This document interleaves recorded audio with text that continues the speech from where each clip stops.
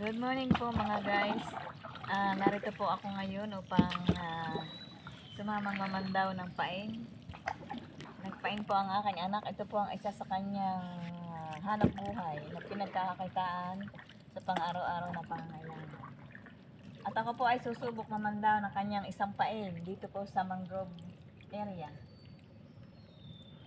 Dito po karaniwang nangingitlog ang mga isda, hipon at panjaw at alimango. At ito po, ako po ay susubok mamandaw.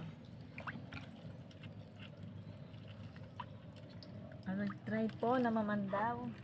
Lulusong kaya ako. Dito po sa sanga ng Bangkaw. Dahil high tide po ngayon, malaki ang tubig. Kaya ganito po, nahirap po siyang pandawin.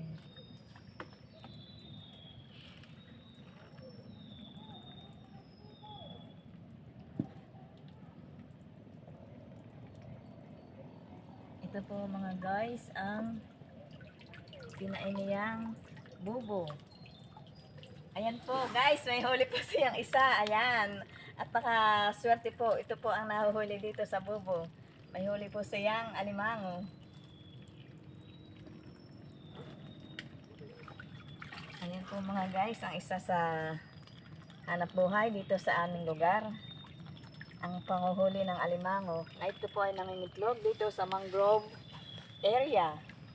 Napakarami pong mahuhuli dito na pinagkakakitaan. Yung pong mga hipon, padyaw, yung pong mga shell, dito rin nakukuha kapag ito po ay maliit ang tubig. Pag low tide po, marami pong nakukuha ditong shell.